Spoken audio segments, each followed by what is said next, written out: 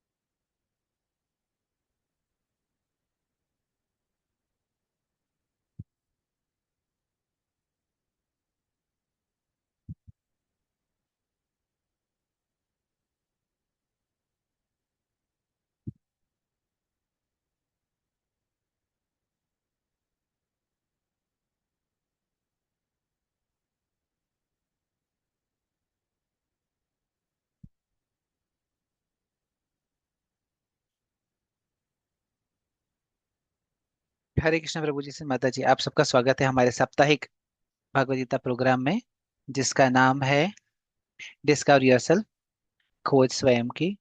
और आज हमारा चौथा सेशन है। और आज हम चर्चा करेंगे खोज जीवन की मार्गदर्शिका की। इसके पहले पिछले सेशन से किसी को कुछ प्रश्न है क्या?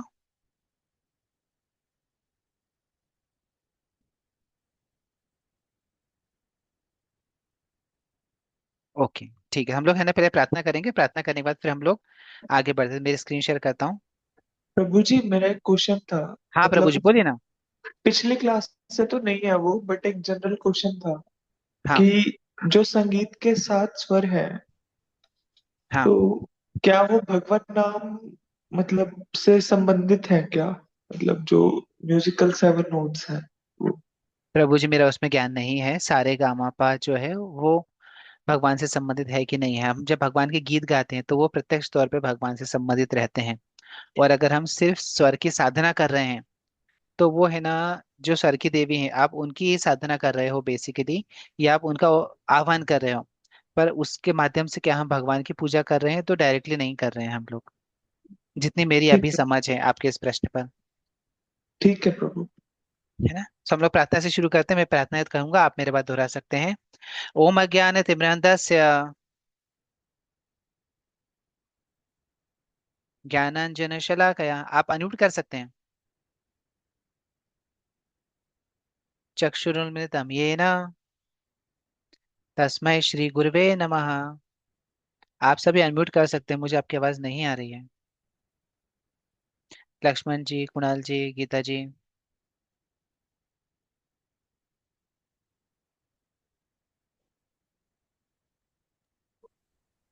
नमो विष्णुपादाय नमः विष्णुपदाय कृष्णपृष्ठाय भूतले कृष्णपृष्ठाय भूतले श्रीमते भक्ति वेदांत श्रीमते भक्ति वेदांत स्वामिन इति नामिने स्वामिन् इति नामिने।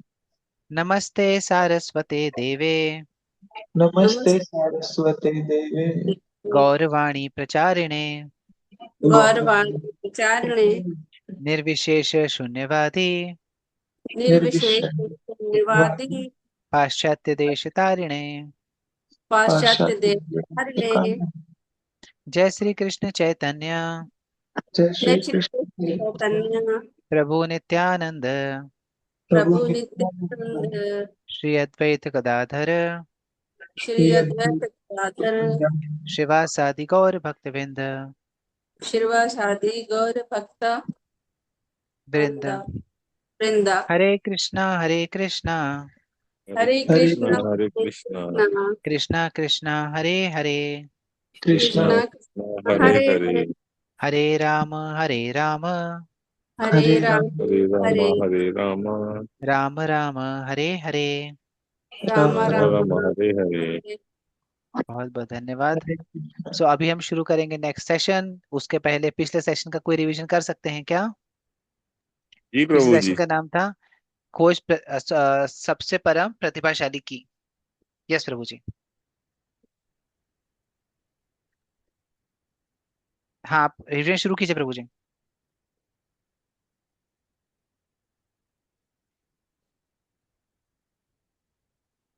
लक्ष्मण जी, आप कुछ बोले थे क्या रिवीजन पिछली प्रभु बार जी का? थोड़ा वो रिवीजन भले करा दीजिए ना, 5-10 मिनट तो तब तक अच्छा और अच्छा। जने भी आ जाएंगे। हो ओके ओके, ठीक है। मुझे लगा कि आप कुछ रिवीजन बता रहे हैं कि पिछली बार हमने क्या किया था। ठीक है ठीक है। सो अब देखिए, पिछली बार हमने जो सेशन रन किया था ना, उसका नाम था खोज परम प्रतिभाशाली की। सो हमारे आसपास जो ब्रह्मांड है वो बहुत छोटे एटम, प्रोटॉन इलेक्ट्रॉन न्यूट्रॉन, वहां से चालू होकर के हमारे बॉडी में छोटे छोटे जर्म्स होते हैं, वहां से लेकर जीवन की शुरुआत, फिर ब्रह्म धरती लोक, फिर सौर मंडल, फिर ब्रह्मांड, हमने पूरा कवर किया कि इतना बड़ा जो ब्रह्मांड है या इतने छोटे लेवल पर जो चल रहा है, छोटे लेवल से लेकर बहुत बड़े लेवल तक, वो अपने आप नहीं चल सकता। उसके पीछे कोई ना कोई शक्तिशाली समझदार व्यक्ति होता है जो उसको चला रहा होता है। हमने कई एग्जांपल्स भी लिए थे उसके अंदर। जैसे हमने देखा था कि सैटेलाइट को अगर चलाना है अपने को, तो नासा, इसरो, ये अपने है ना बहुत सारे वैज्ञानिकों को लगाते हैं, तब जा करके वो जो उपग्रह रहता है वो अपनी कक्षा में स्थिर रहता है, सैटेलाइट। वैसे ही धरती का सैटेलाइट है, फिर धरती खुद सूरज के आसपास घूम रही है, सूरज खुद एक सिस्टम में घूम रहा है। तो ऐसे ये जो सिस्टम है जो अपने आप चल रहा है, एक दूसरे से टकराते नहीं है, व्यवस्थित ढंग से चल रहे हैं, दिन अपने आप होता है, रात अपने आप होती है। तो व्यवस्था के पीछे कौन है? कोई ना कोई समझदार व्यक्ति होना चाहिए, तभी जाकर के ये काम हो सकता है। हमने देखा था कि जैसे फॉर एग्जाम्पल एक कागज का फ्लावर बनाना है अपने को, गुलाब बनाना है, तो उसमें बहुत मेहनत लगती है अपने को, और फिर भी उसके अंदर खुशबू नहीं आती। पर उसमें समझदारी तो लगती है। पर आप अगर गुलाब देखोगे असली, तो उसमें छोटे छोटे बीज होते हैं, और बीजों को जमीन में डाल दो आप बस, और कुछ करने की जरूरत नहीं है। फिर बारिश का पानी अपने आप आएगा, उससे अपने आप गुलाब का पौधा तैयार हो जाएगा। तो कितनी अच्छी व्यवस्था भगवान ने बना करके रखी है, जिसके माध्यम से जीवन चल रहा है। तो जहां पर भी आर्टिस्ट है, मतलब कुछ अच्छा सा चित्र है, तो वहां जरूर कोई ना कोई चित्रकार रहेगा। फिर हमने ये भी देखा था कि जैसे स्पाइडर है, तो स्पाइडर बहुत अच्छा सा घर बना लेती है, मधुमक्खियां हैं, बहुत अच्छा घर बनाते हैं, उनकी बहुत अच्छी व्यवस्था होती है, इतने छोटे छोटे हैं कि पूछो मत, लेकिन बहुत बुद्धिमानी से कार्य करते हैं। उनको वो बुद्धि, वो सिस्टम किसने तो दिया है, तब जाकर के वो अपने आप वैसा कार्य कर रहे हैं।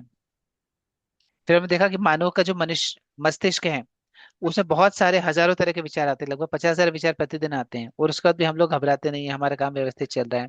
हमें सिर्फ क्या करना है, अपने विचारों को दिशा देनी है पॉजिटिव डायरेक्शन में, और फिर सब काम व्यवस्थित ढंग से चल रहा है। तो हमारा दिमाग जो है वो संसार भर की लाइब्रेरी से भी ज्यादा इंफॉर्मेशन स्टोर करके रखता है। तो इतनी विशेषता, इतनी बारीकी से किसने तैयार की? कौन? जैसे ट्रैफिक के पीछे कोई ना कोई ट्रैफिक सिस्टम होता है, वैसे सौर मंडल के पीछे कौन सा सिस्टम है जो सौर मंडल को इतने इतने अच्छे से नियंत्रित करता है कि सारे ग्रह अपनी कक्षा में अपने आप घूम रहे हैं। फिर हमने एक फिबोनाची सीरीज के बारे में देखा था, जिसमें कि ऐसा कहा गया कि फिबोनाची सीरीज जो है, जिसमें दो नंबर जो हैं उनका जोड़ अगला नंबर बनता है, वो हमें प्रकृति में अलग अलग जगह पे देखने को आती है। तो ऐसा लगता है कि जैसे कोई चित्रकार अपने है ना साइन कर देता है कि भाई ये तो मेरी स्टाइल है। वैसे फिबोनाची सीरीज कह सकता है कि कोई गॉड की सीरीज है जिस गॉड के सिग्नेचर हैं, है ना। फिर हमने देखा था कि अलग अलग गेम्स में नियम होते हैं, वैसे अलग अलग कॉलेजेस में नियम होते हैं, स्कूल्स में नियम होते हैं, ऑफिस में नियम होते हैं। वैसे आप आपके आसपास देखोगे तो बहुत सारे नियम दिखेंगे आपको, भले वे ग्रेविटी के हो, मैग्नेटिक के हो, इलेक्ट्रोमैग्नेटिक सिस्टम के हो, ग्रहों के हो, या फिर इलेक्ट्रॉन प्रोटॉन के नियम हो जिसमें कि वो अपने एक दूसरे के आसपास गोल घूम रहे हैं या एक दूसरे से चिपक करके रहते हैं वो। तो ये सब नियम जो सूक्ष्म लेवल पे हैं, ये किसने तो बनाए हैं। तो जब भी हम ऐसे देखते हैं कि कोई ना कोई कानून है जिसमें कुछ कमी नहीं है, कानून बराबरी से चले, तो कोई ना कोई कानून को चलाने वाला होता है। जहां पर भी लॉज है वहां पे कोई ना कोई लॉ मेकर होता है जो उस कानून व्यवस्था को संभाल करके रखता है। फिर हमने ये भी देखा कि बहुत सारे वैज्ञानिक जो हैं वो भी भगवान को मानते हैं, उनको पता है कि हाँ भाई भगवान होते हैं। कई बार लोग ऐसा बोलते हैं कि साइंस और रिलीजन साथ साथ नहीं चलते हैं। साइंटिस्ट लोग भगवान को नहीं मानते, बल्कि Einstein, Faraday, Newton, Kelvin, Max Born, ये सब साइंटिस्ट बोलते हैं कि भगवान है, भगवान जैसे कोई परम शक्ति है जो इस ब्रह्मांड को चला रही है। तो लोगों का जो मानना होता है किसी किसी लोगों का कि भाई हम तो साइंस को मानते हैं भगवान को नहीं मानते, तो भाई साइंटिस्ट लोग भी भगवान को मानते हैं। फिर हमने देखा था बिग बैंग थ्योरी के बारे में साइंटिस्ट क्या बोलते हैं। तो बिग बैंग थ्योरी पे खुद एनसाइक्लोपीडिया ब्रिटानिका बोलते हैं कि ये सब जो थ्योरीज है ना, इसको सामान्य स्वीकृति नहीं मिली है और इस सब में अत्यंत असंभव धारणा है, यानी ये गैस वर्क शामिल है कि ऐसा हुआ होगा, ऐसा हुआ होगा, सिर्फ अंदाजा लगा रहे हैं वो। जैसे कि जिराफ, तो घास घास पत्तियां खाने के लिए जिराफ ने अपनी गर्दन ऊंची ऊंची ऊंची करनी शुरू की तो उसकी गर्दन लंबी हो गई। तो ये सब सिर्फ अंदाजे हैं और कुछ नहीं, ऐसा एनसाइक्लोपीडिया भी बोलते हैं। फिर हम देखा था कि अलग अलग सरकारें होती है, सरकार जिस तरह सिस्टम चलाते हैं, वैसे भगवान ने भी बहुत सारे देव देवताओं की स्थापना कर रखी है जो बारिश करते हैं, हवा हवा चलाते हैं, सूरज रोशनी देता है। तो ऐसे बहुत सारे व्यवस्था है। तो हम पूरे ब्रह्मांड को देखें तो भगवान जो हैं, जो इसके सर्व मालिक हैं, उन्होंने एक अलग से सिस्टम सेटअप कर रखा है जिसके माध्यम से सब कार्य अपने आप होता जाता है। और फिर भगवान दिखते भी नहीं है, तो उसके लिए भी भगवान ने, हमने एक भगवद गीता का श्लोक पढ़ा था जिसमें भगवान ने क्या बोला कि भगवान धनंजय यानी कि अर्जुन, मुझसे श्रेष्ठ कोई नहीं है, मुझसे श्रेष्ठ कोई सत्य नहीं है। जिस प्रकार मोती धागे में गुंथे रहते हैं उसी प्रकार सब कुछ मुझ पर आश्रित है। तो हम कई बार माला देखते हैं तो माला में धागा नहीं दिखता, तो माला जुड़ी हुई है इसका मतलब धागा है। सिमिलरली भगवान दिखते नहीं है, लेकिन अगर व्यवस्था चल रही है तो फिर भगवान उसको चला रहे हैं, और भगवान स्वयं बोल रहे हैं इसको। तब भगवान स्वयं बोले तो फिर झूठ होने का तो सवाल ही पैदा नहीं होता। तो ये सब हमने पिछले सेशन में समझा था। कोई प्रश्न पिछले सेशन से संबंधित? लक्ष्मण जी आप थे पिछले सेशन में?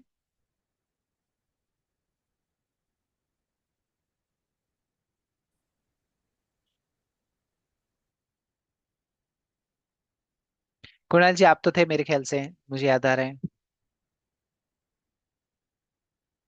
आप दोनों की आवाज नहीं आ रही है मुझे। हाँ जी प्रभु जी, मैं था पिछले सेशन में। है ना? यस, ठीक है। आज हम शुरू करने वाले हैं जीवन के मार्गदर्शिका की खोज। सो मार्गदर्शिका यानी कि गाइड या फिर मैनुअल। तो जैसे आप लोग अगर है ना बाजार से कुछ कैलकुलेटर लेकर के आते हैं तो उसके साथ एक छोटी सी पुस्तिका आती है। अगर हम कार लेकर के आते हैं तो कार के साथ भी एक छोटी सी पुस्तक आती है जिसमें लिखा होता है कि कार के कौन कौन से फंक्शन कैसे होने चाहिए, कार के टायर में कितनी हवा भरनी चाहिए, फिर स्प्रे किस तरह से करना है, कार के अंदर की जो हवा का सिस्टम है उसको कैसे सेट करना है। सिमिलरली आप अगर प्रेशर कुकर लेकर के आते हो बाजार से तो उसके ऊपर भी लिखा होता है इसको कैसे गैसकेट को चेंज करना है या फिर कितनी सीटी के बाद क्या होगा। तो ये सब व्यवस्था है जो है ये कहाँ से आ रही है? तो ये सब मैनुअल से आ रही है। वैसे ही अगर हम और किसी भी मशीनरी के बारे में सोचें तो कोई भी मशीन ने बाहर से इंपोर्ट करके इंपोर्ट लाते हैं अपने देश में, उसका तो एक मैनुअल आता है, उस मैनुअल में लिखा होता है, फिर ट्रेनिंग मिलती है आपको कि इसको कैसे रन करना है मशीन को। वॉशिंग मशीन का भी एक मैनुअल आता है कि कौन से बटन को कितनी बार दबाएंगे तो क्या होगा। वैसे ही ये जो ब्रह्मांड है या फिर हमारा शरीर है, दोनों को ही देखें तो एक बहुत अच्छी सी मशीन है जिसको आप किसी भी यूज में ला सकते हो।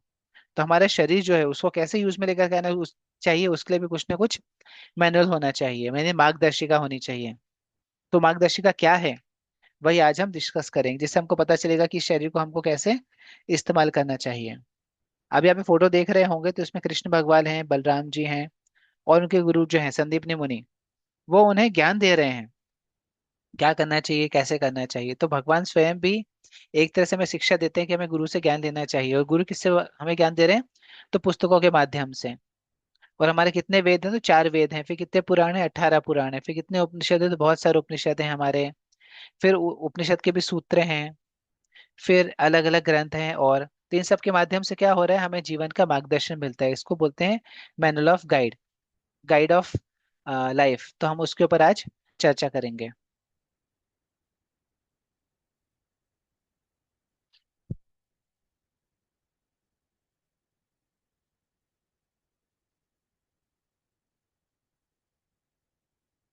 अभी पहले कुछ 100 वर्ष पहले, 150 वर्ष पहले साइंटिस्ट लोगों को ऐसा लगता था कि पौधों में जीवन नहीं होता है। कुछ लोग तो ऐसे बोलते थे महिलाओं में जीवन नहीं होता है, सिर्फ पुरुषों में जीवन होता है, पुरुषों में आत्मा होती है। पर फिर हमारे साइंटिस्ट हैं जगदीश चंद्र बोस, उन्होंने क्या साबित किया कि भाई पौधों में भी जीवन होता है। फिर हम लोग श्रीमद् भागवतम देखते हो तो श्रीमद् भागवतम के 10 श्लोक हैं, उसमें बताते हैं कि कैसे माता के शरीर में भ्रूण का विकास होता है। तो ये जानकारी तो हमारे ग्रंथों में, हमारे पुराणे में बहुत बहुत हजारों सालों से दी हुई है, जो साइंटिस्ट अभी डिस्कवर कर रहे हैं। फिर गाय का गोबर, गाय के उत्पाद हम लोग तो हजारों साल से यूज कर रहे हैं। साइंटिस्ट लोग अब इसको समझ पा रहे हैं कि भाई इसको, गाय के गोबर को अगर यूज करते हैं तो उसका क्या बेनिफिट होता है। 1 मिनट, हाँ।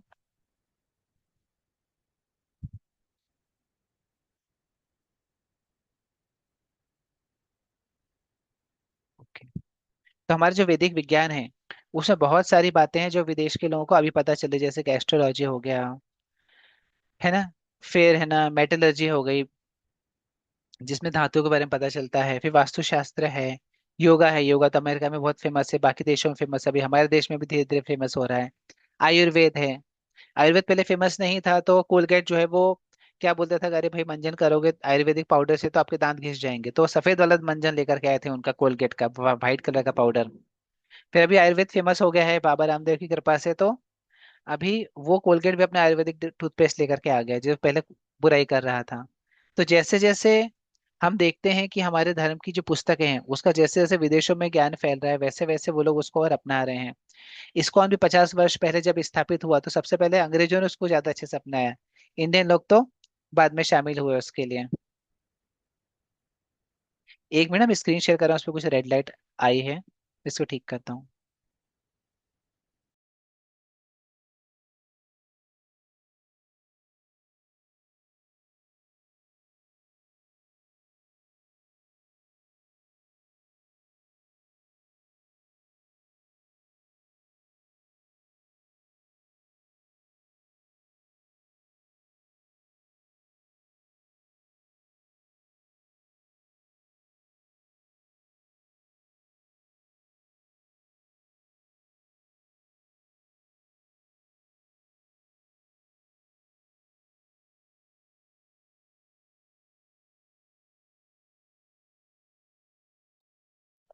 हरे कृष्ण, आपको मेरी आवाज आ रही है?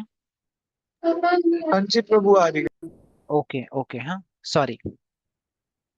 ओके, सो हम लोग थे अभी अपने वेदों के ऊपर। तो बहुत सारी पुस्तकें हमारे वेदों में जिसके माध्यम से बहुत अच्छा अच्छा ज्ञान अवेलेबल है। एक सबसे अच्छा तो है वैदिक मैथमेटिक्स, जिस पर अब हम लोग एक वीडियो देखेंगे। इस वीडियो में आवाज नहीं है, इसमें ये दो नंबर्स को कैलकुलेट कर रहे हैं रेखाओं के मात्रा माध्यम से।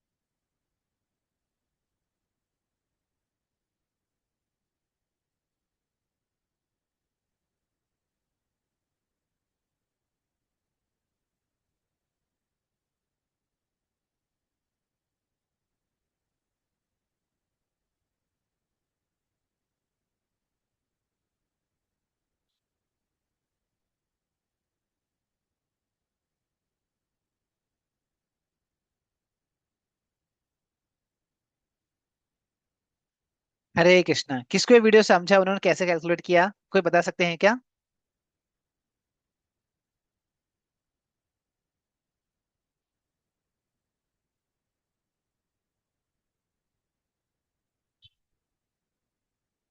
कुणाल जी, लक्ष्मण जी, गीता जी, आपने वीडियो देखा, आपको समझा ये इसमें क्या हो रहा है? वो जो लाइन समझ में आई कि एक दो तीन इधर से खींची, तीन दो उधर, वो लाइन खींची, तो उसमें जो कैलकुलेशन लगाया उन्होंने हाँ इसका हाँ तो हाँ, और उसका नंबर तो उसका टोटल किया तो बराबर जैसा होना चाहिए, 3 to 1 into 1 to 3, वो टोटल होकर के बराबर से आ गया। तो वो वैदिक मैथमेटिक्स का एक तरीका है, ऐसे दूसरे भी तरीके होते हैं जिसके माध्यम से आप गुणा भाग सब आराम से कर सकते हो बड़े बड़े नंबर्स का।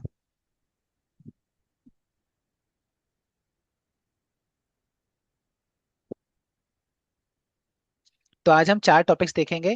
पहला तो है 6 अंधे एक बुद्धिमान व्यक्ति, फिर ज्ञान प्राप्त करने के क्या तरीके हैं, फिर अगर 4 दोष हैं अपूर्ण ज्ञान की तरफ लेकर के जाते हैं, और फिर वैज्ञानिक अनुसंधान क्या पूर्ण ज्ञान प्राप्त कर सकता है। सो ये सब हम आज देख। ओके, ये स्टोरी किसको पता है, कोई बता सकते हैं क्या?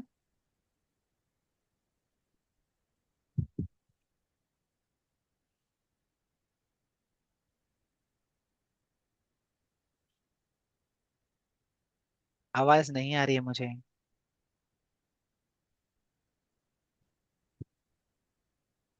नहीं प्रभु जी।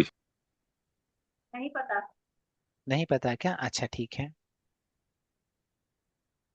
ओके, सो देखिए, एक व्यक्ति के 6 पुत्र रहते हैं, और एक कथा में ऐसा है कि वह नेत्रहीन है। तो अभी ये जब हाथी के पास जाते हैं तो अलग अलग जो व्यक्ति हैं वह अलग अलग शरीर के हिस्से को टच करते हैं, और जैसे वो अलग अलग हिस्से को टच करते हैं वैसे उनके अंडरस्टैंडिंग के हिसाब से एक व्यक्ति बोलता है कि ये तो तीर है जब वो दांतों को टच करता है। एक व्यक्ति सूंड को टच करता है तो बोलता है कि ये तो सांप हो सकता है। एक व्यक्ति कान को टच करता है तो बोलता है कि ये तो पंखा हो सकता है हवा करने के लिए।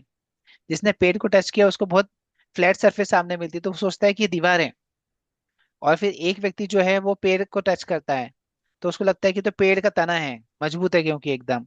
और आखिरी व्यक्ति जो है वो पूंछ को टच कर रहे हैं, तो वो सोचता है कि ये तो कोई रस्सी होनी चाहिए। अब बताइए कि ये व्यक्ति को सही लग रहा है कि गलत लग रहा है?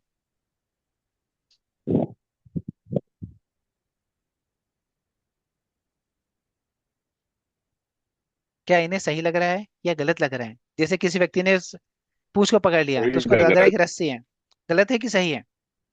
सही है ना गुरु जी, गलत है। प्रभु जी। सही है। अच्छा, कौन कौन बोलते हैं गलत है?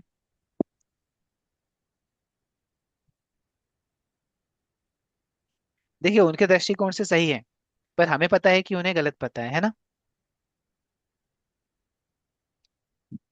अभी हम इस कथा के बारे में और आगे सबसे लास्ट में चर्चा करेंगे जबकि हमारा डिस्कशन कंप्लीट हो जाएगा। तो हम लोग जब अपने आसपास के ब्रह्मांड को देखते हैं तो एक पर्टिकुलर नजरिए से देखते हैं।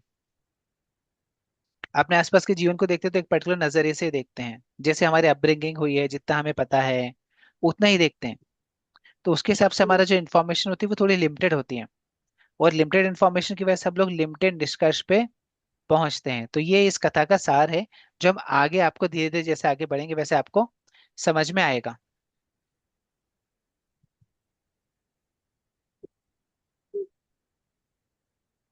अभी देखिए, ज्ञान प्राप्त करने के 3 तरीके होते हैं। एक होता है प्रत्यक्ष प्रमाण, जैसे हमने देखा वैसे हमने भरोसा कर लिया। दूसरा अंदाजा लगाना, और तीसरा किसी के माध्यम से हम उसको सुनना। तो अभी हम देखेंगे प्रत्यक्ष प्रमाण का क्या मतलब होता है। प्रत्यक्ष यानी कि जो हम साफ साफ देख रहे हैं, सुन रहे हैं, छू करके महसूस कर रहे हैं, यानी ये हमारे सेंसेस, हमारे इंद्रियों के ऊपर डिपेंडेंट रहता है। तो यार, देखना विश्वास करना होता है। तो जैसे रेल की पटरियां हैं, ये अब देखिए सीधे सीधे सीधे सीधे आप देखोगे तो आपको लगेगा कि जुड़ रही हैं। तो क्या ये वास्तव में जुड़ रही हैं? नहीं। पर दिख तो रहा है कि जुड़ रही है ना। अब आपको दिख रहा है बराबर से कि जुड़ रही है। फिर चलिए और आगे देखते हैं। अभी आपने अगर है ना सर्कस वगैरह में जाते हैं तो वहां पर कुछ कांच लगे होते हैं, किसी एक कांच में हम बड़े दिखते हैं, किसी कांच में हम छोटे दिखते हैं।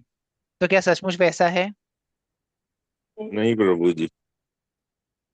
अच्छा, ये पेंसिल तो पक्के में टूटी हुई है ना, कहीं से क्रैक लगा हुआ है इसके अंदर। नहीं। वो जो फोटो हाँ में या दिख ना? रहा है, बाकी है नहीं, कि नहीं ये। असली में भी ऐसे ही होता है। पेंसिल को जब भी पानी में डालोगे तो वो टूटी हुई दिखेगी बीच में से आपको, है कि नहीं? जी प्रभु तो, जी। तो आपको जो दिखता है, क्या आप उससे विश्वास करते हो फिर? नहीं करते ना? अब ये तो आपने देखा होगा, हम बस से जाते हैं कहीं में, कार से जाते हैं, स्कूटर से जाते हैं, तो दूर हमको सड़क पे पानी दिखता है। सबको दिखा है? प्रभु जी दिखता है, बाकी रहता है नहीं। नहीं रहता है ना। इसको मृग मरीच का क्यों बोलते हैं, कोई बता सकते हैं क्या?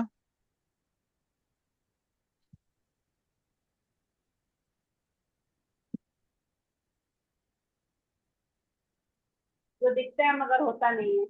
हाँ हाँ, पर इसको मृग मरीचिका ही क्यों बोलते हैं? जो दिखता है वो हो नहीं रहा, वो तो सही बात है, पर उसको क्यों बोलते हैं मृग मरीचिका? ये शब्द कहाँ से आया?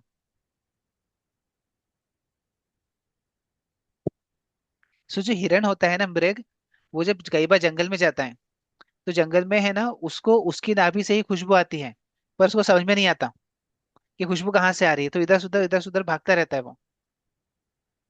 तो उसको मृग मरीचिका बोलते हैं। उसका एक एग्जाम्पल ये भी है, जिसको कि मिराज बोलते हैं हम लोग इंग्लिश में, जिसमें सड़क पे पानी नहीं है पर हमको पानी दिखता है। कई बार ऊंट को भी जाता है ना रेगिस्तान में, तो उसको पानी दिखता है तो भागता है यहाँ से वहां, यहाँ से वहां, पर उसको पानी नहीं मिलता। तो हमारी जो भौतिक इंद्रियां हैं, भले ही या फिर छूना हो, देखना हो, उस सब में कुछ ना कुछ दोष होता है, और वो दोष की वजह से हमें पूरा ज्ञान प्राप्त नहीं होता। जैसे कि 6 अंधे लोग और एक हाथी का एग्जाम्पल हमने देखा, तो उसमें सब लोग जो है वो थोड़ा थोड़ा ही देख पा रहे हैं, मतलब थोड़ा थोड़ा ही छू पा रहे हैं, और जो जहां जहां वो छू रहे हैं, वो उसके हिसाब से अंदाज लगा करके बोल रहे हैं। तो क्योंकि उनके पास कैपेसिटी कम है, इसलिए उनकी जो अंडरस्टैंडिंग है वो भी कम है। इसका और एग्जाम्पल हम आगे देखते हैं।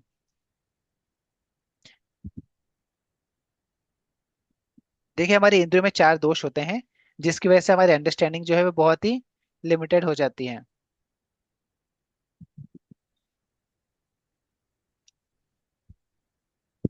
जैसे हमारी जो आंखें हैं ना, अभी आप ये मेरे स्क्रीन पे देख रहे होंगे ना, तो कॉस्मिक रेज 10⁻⁻12 मीटर्स, वहां से शुरू होकर के 1 किलोमीटर ब्रॉडकास्ट बैंड यहाँ तक की लाइट होती है। इस रेंज में हम लोग सिर्फ 400 से 700 मिली माइक्रोन की सीमा के अंदर ही देख पाते हैं, उसके बाहर हम नहीं देख पाते। तो इतनी कम हमारी देखने की कैपेबिलिटी होती है। जो बिल्लियां होती हैं वो ज्यादा देख पाती हैं, चूहे ज्यादा देख पाते हैं, कलर्स को हम लोग कम देख पाते हैं। तो ये तो हमारे जो आंखें हैं, उसकी कैपेसिटी आप समझ सकते हैं कि कितनी कम है। हम इंफ्रारेड नहीं देख पाते हैं, हम लोग अल्ट्रावायलेट नहीं देख पाते हैं, उसके बाद के माइक्रोवेव, रेडियो वेव, रेडार, ये सब नहीं देख पाते, एक्सरे, गामा रे, कॉस्मिक रे, ये सब नहीं देख पाते हम लोग। तो हमने एक्चुअली तो देखा ही नहीं है अभी तक कि संसार कैसा दिखता है।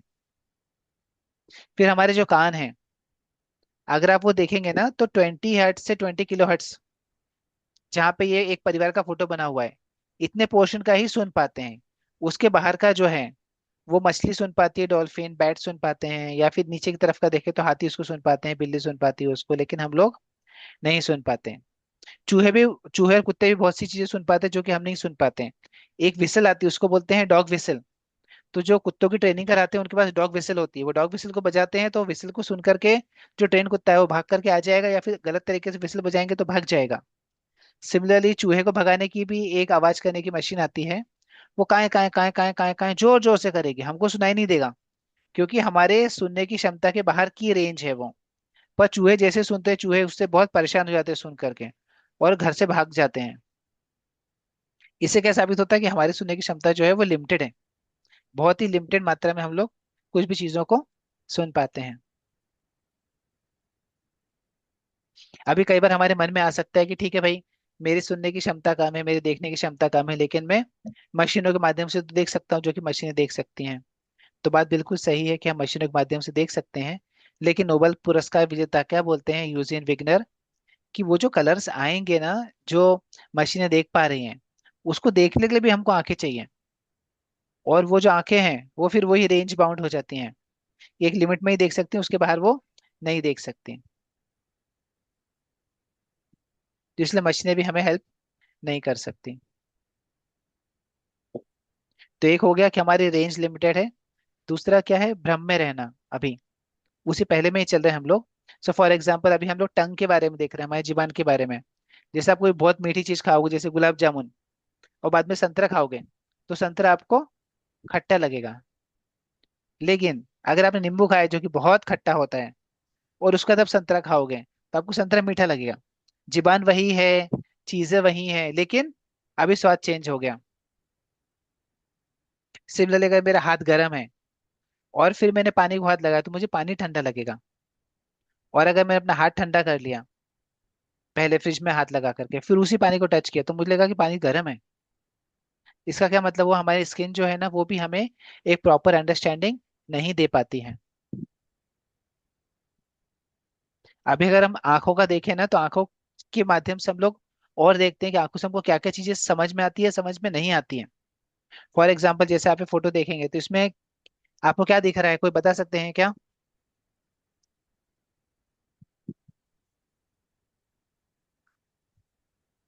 ये किसका चित्र है? लेडी है। हाँ, एक लेडी है। अच्छा, यंग लेडी है कि ओल्ड लेडी है? यंग। अच्छा, ठीक है। और किसको यंग लेडी दिख रही है?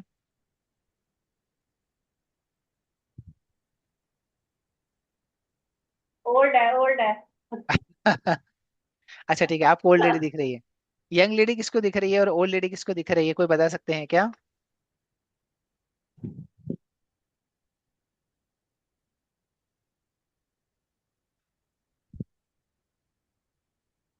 प्रवीण जी, अनिता जी,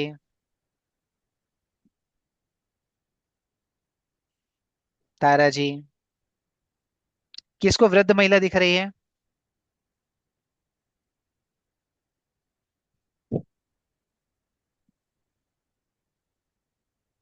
किसी को वृद्ध महिला दिख रही है? देखिए ये जो है ना, ये उसकी नाक है। अगर मेरे माउस को देख रहे होंगे आप, तो ये उसकी नाक है, ये उसके होंठ है, और ये उसकी ठुड्डी है। तो ये एक बूढ़ी महिला का चित्र भी हो सकता है। और यहीं से देखें तो ये यंग महिला भी हो सकती है। उसके कान है, ये उसकी छोटी सी नाक, और ये आंख, और दूसरी तरफ देख रही है। सो ये चित्र जो है ना, ये एक तरह से विचित्र चित्र है, जिसमें दोनों चीजें दिख रही हैं। अब इसमें किसको ट्रायंगल दिख रहा है? मुझे दिख रहा है। ठीक है, पर ट्रायंगल है क्या?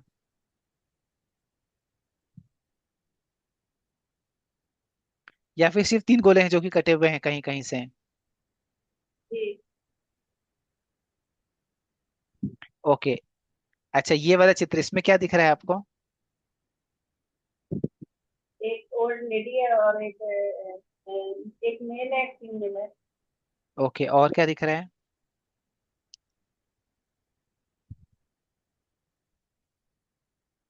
और लैंप है बीच में उनके। हाँ, तो देखिए, अगर आप फोटो को अपने अपने देखने का तरीका है ना, ऐसा भी बोल सकते हैं कि एक व्यक्ति जो है सिर पे कुछ उठाए हुए है, दो लोग बैठे हुए हैं, उनके पास एक कांच की बोतल है ना, और एक महिला पीछे दरवाजे में से झांक रही है, ऐसा भी दिख रहा है। और किसी को वृद्ध महिला और वृद्ध पुरुष भी दिख सकते हैं। सो एक ही लग चित्र रहा पर है। हमको अलग ढंग से दिख रहा है ना। अब ये फोटो, इसमें जो है रोलर्स वो घूम रहे हैं या स्थिर हैं? फिर है।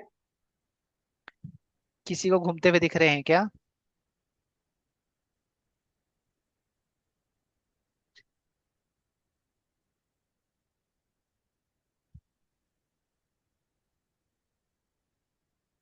अच्छा, इसमें किसी को घूमते हुए दिख रहे हैं?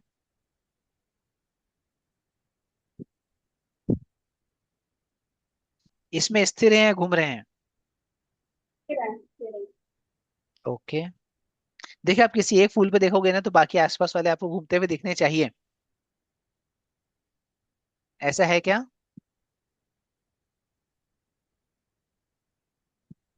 और मुझे तो स्त्री लग रहा है। ओके। और किसी को घूमते हुए दिख रहे हैं?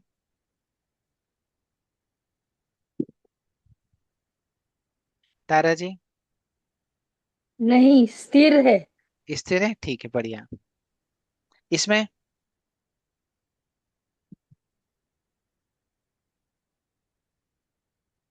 देखिए, आप इसके बीच के जो छेद है ना, दोनों गोलों के बीच का, अगर आप उस पर ध्यान केंद्रित करेंगे और फिर अपनी आंख को आगे पीछे लेकर के जाइए, देख जैसे जैसे मैं कर रहा हूँ ना, छेद की ओर ऊपर देखिए, दोनों आंखों से, और फिर आगे पीछे जाइए तो फिर आपको वो जो गोले हैं ना, वो आपको घूमते हुए नजर आएंगे। जैसे मैं अपनी गर्दन आगे पीछे कर रहा हूँ, वैसे करके देखिए। किसी घूमते हुए दिख रहे हैं गोले? थोड़े थोड़े से। है ना? तब है वो स्थिर, लेकिन जैसे हमने अपनी गर्दन हिलाई वैसे वो घूमने लग गए। इसका मतलब क्या है कि हमारी आंखें जो है ना, वो चीजों को अलग ढंग से देखती हैं। एक्चुअल में अलग होगी, पर हमें अलग ढंग से दिखाई देती हैं। तो हमारी अधिकतर इंद्रियां जो होती है वो भ्रमित होती हैं। उसकी प्रवृत्ति ही वैसी है एकदम, क्योंकि ठीक से हमको दिखाई नहीं देता। फिर दूसरा क्या होता है कई बार कि हम लोग गलती करते हैं। जैसे अनुसंधान होता है ना, कई बार साइंटिस्ट लोगों का, तो उसमें अंदाजा लगाते हैं कुछ ना कुछ, ऐसा हुआ होगा वैसा हुआ होगा, उसका प्रिंसिपल बना देते हैं। फिर 50 साल बाद पता चलता है कि वो प्रिंसिपल गलत है। जैसे कि पौधों में जीवन होता है कि नहीं होता, तो पहले बोलते थे पौधों में जीवन नहीं होता, फिर बोलते थे जानवरों में जीवन नहीं होता, जानवरों में आत्मा नहीं होती, सिर्फ इंसानों में आत्मा होती है। फिर ये जो मस्तिष्क है, तो इंग्लैंड के जो साइंटिस्ट थे आज से 150 साल पहले बोलते थे कि इसमें जो ये मस्तिष्क में जो मांसपेशियां दिख रही है हमको, ये शरीर को ठंडा करने के लिए, रक्त को ठंडा करने वाला अंग है। इससे शरीर ठंडा होता है, तो खून इसमें जाता है और ठंडा होकर के वापस बाहर आता है। वो सोच ही नहीं सकते थे कि ये सोचने वाली मशीन है, दिमाग हमारा। फिर मानव शरीर में जो मास्टर ग्रंथि होती है या फिर पिट्यूटरी ग्रंथि होती है, उसको वो बेकार की चीज मानते थे।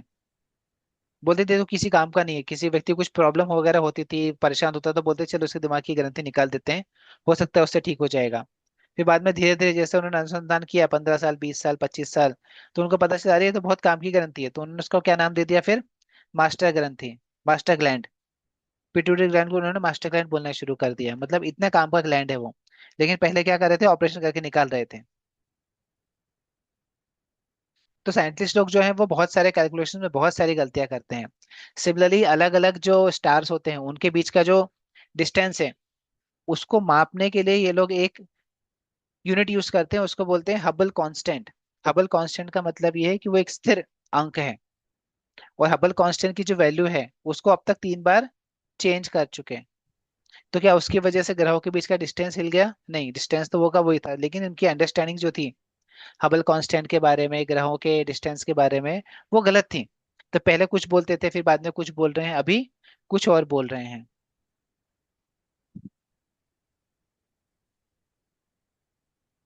तो ये जो प्रवृत्ति है साइंटिस्ट लोगों की अंदाजा लगाने की, उससे फिर नेक्स्ट चीज क्या आती है? हमको एक तो समझ में नहीं आता, हमसे बार बार गलती होती है, फिर हम धोखा देने लगते हैं। तभी हम देखेंगे इन लोगों ने विज्ञान में किस तरह के धोखे दिए। तो आप लोगों ने सुना होगा कि इंसानों के पूर्वज बंदर थे, ऐसा हमको स्कूल में बताते हैं, थ्योरी ऑफ इवोल्यूशन। और वो थ्योरी ऑफ इवोल्यूशन को प्रूव करने के लिए वो क्या बोलते हैं कि इंसान थे और इंसानों के बीच में बंदर थे। तो पहले बंदर आए, बंदर के बाद धीरे धीरे विकास हुआ और फिर इंसान आ गए। तो उन्होंने इसको लेकिन साबित कैसे करें, क्योंकि उनके इंसान और जानवरों के बीच का कुछ लिंक मिल नहीं रहा था। तो इंग्लैंड में आज से करीब 100 सवा 100 साल पहले की बात है, उन्होंने कहीं पे कुछ खुदाई करी और उनको एक मनुष्य जैसे व्यक्ति का स्कल मिल गया, खोपड़ी मिल गई। तो उन्होंने वो खोपड़ी को देख करके बोला कि देखो ये है ना, बंदरों और इंसानों के बीच का लिंक है, ये हमको मिल गया है। ये और आपको उसके मिल आधार गया है पे और इसके आधार पे हमारी हमारे साउंड में ना कुछ ना कुछ एको हो रहा है, आप देखेंगे क्या एक बार? ओके, किसी ने थैंक दो यू। डिवाइस से ज्वाइन कर रखा है प्रभु। ओके प्रभु किसी ने जी। 2 डिवाइस से ज्वाइन कर रखा है, आप एक म्यूट कर दीजिए। ओके प्रभु, मेरे पास यहाँ से चॉइस नहीं है म्यूट करने का, अभी तो खैर नहीं सब नहीं, लोग म्यूट आप पे हैं। आप नहीं, वो जिसने कर रखा है वो अपने आप कर ठीक देगा। है, ठीक है। तो इस तरह अभी से ठीक। उन्होंने घोषणा कर दी, और उसको फिर कई साल तक उन्होंने लेबोरेटरी में रखा। साइंटिस्ट लोगों को अवार्ड वगैरह मिल गया, अरे वाह इन्होंने ढूंढ लिया। फिर एक और वैज्ञानिक थे, 25 साल बाद उन्होंने उस खोपड़ी का 1940 या 1950 के आसपास अध्ययन किया, निकाल करके कांच में से। तो देखा अरे उसके दांत और जबड़े तो फाइल से घिसे हुए हैं। मतलब किसी ने घिस घिस करके उस खोपड़ी को ऐसा बनाया कि लगे कि हाँ भाई ये बंदरों और इंसानों के बीच का लिंक है, बल्कि ऐसा कुछ था नहीं, उसको नॉर्मली जबड़े थे, वैसे जबड़े नहीं थे जैसे कि वो साबित करने की कोशिश कर रहे थे। उससे वो खोपड़ी वाला जो प्रमाण था वो गलत साबित हो गया।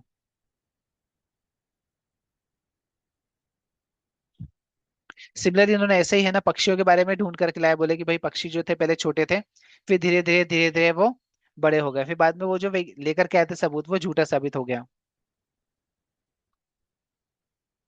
अभी हम ये जो खोपड़ी वाला है ना, ये एग्जाम्पल का एक वीडियो छोटा सा देखेंगे। Evolutionists go so far in this subject that they can even invent very different faces for the same skull.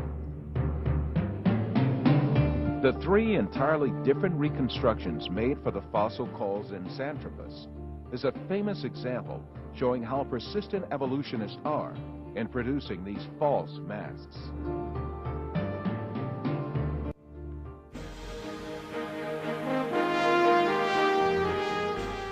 Another intermediate transitional form fabricated by evolutionists was the Nebraska man.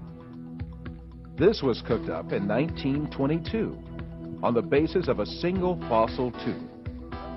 The evolutionists did not neglect to give it an ostentatious Latin name, Hesperopithecus haroldcooki, or to make imaginary drawings related to it. It was soon revealed that the tooth that had been the source of inspiration for Nebraska man in fact belonged to a wild pig. Many other fossil skulls have been presented as great evidence for evolution failed one by one. Neanderthal man was advanced as evidence in 1856, dismissed in 1960. Piltdown man was advanced as evidence in 1912, dismissed in 1953. Zinjanthropus was advanced as evidence in 1959, dismissed in 1960. Ramapithecus was advanced as evidence in 1964, dismissed in 1979.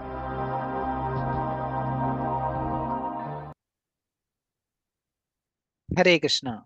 सो आपने देखा कि किस तरह से वैज्ञानिकों ने झूठे झूठे सबूत पेश किए ये बताने के लिए कि थ्योरी ऑफ इवोल्यूशन जो है वो सही है, इंसानों के पूर्वज बंदर थे, लेकिन वो कोई भी सबूत ढंग से पेश नहीं कर पाए। जब भी उन्होंने पेश किया तो कुछ सालों बाद उसको डिसमिस कर दिया गया दूसरे साइंटिस्ट द्वारा कि ये तो चीटिंग है या फिर ये वैसा नहीं जैसा कि आप बता रहे थे। पर हमारे स्कूल में, हमारे कॉलेजेस में अभी भी जो बुक्स पढ़ाई जाती है, जैसे हमारे टाइम पे बुक्स पढ़ाई गई थी तो उसमें हमको थ्योरी ऑफ इवोल्यूशन पढ़ाया गया था और उसमें बताया गया था कि इंसान के पूर्वज बंदर हैं। तो एक बार तो क्या होता है कि हमें जो टीवी पे प्रोग्राम देखते हैं हम लोग, रामायण महाभारत, ब्रह्मा जी ने संसार की रचना की, ये हम जो कथाएं सुनते हैं रामायण की, तो ब्रह्मा जी ने रचना की संसार की, और दूसरी तरफ हमको पढ़ाते हैं स्कूल में थ्योरी ऑफ इवोल्यूशन। तो हमको क्या लगता है साइंस जो है वो सही बता रहे हैं और हमारी जो कथाएं हैं वो कपोल काल्पनिक हैं। तो हमारा जो विश्वास होता है वो कम हो जाता है भगवान के ऊपर, और फिर हमारा फोकस कहाँ पे आ जाता है कि जॉब करना चाहिए साइंस के हिसाब से, पढ़ाई के हिसाब से, पढ़ाई पे फोकस करो, जॉब पे फोकस करो। उसमें उलझ करके फिर हम लोग क्या करते हैं, ये सब चीजों में उलझ जाते हैं। तो ये जो धोखा देने की प्रवृत्ति है वो हमारे स्कूलों तक, हमारे स्कूल की बुक तक आ गई है कि उसके अंदर थ्योरी ऑफ इवोल्यूशन को घुसा दिया गया। थ्योरी का मतलब ही ये है कि इसको अभी तक प्रूफ नहीं किया गया है, ये प्रिंसिपल नहीं है, लेकिन फिर भी उसको स्कूल में, स्कूल की बुक में डाल दिया गया है। ओके। प्रत्यक्ष प्रमाण पे अभी तक हमने डिस्कस किया था कि हमारी जो इंद्रियां हैं उससे हमको प्रत्यक्ष रूप से सब कुछ समझ में नहीं आ सकता। अभी तक इस पे कुछ, किसी को कुछ प्रश्न है, कुछ कमेंट्स है क्या?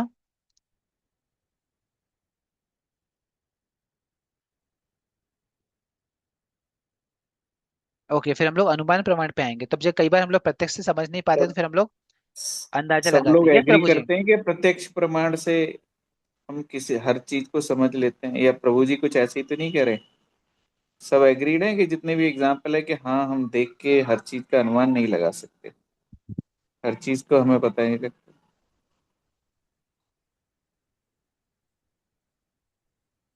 आपका उत्तर सुनने का इंतजार है सब लोगों का। नहीं, ठीक है प्रभु, आगे चलिए। यस प्रभु जी।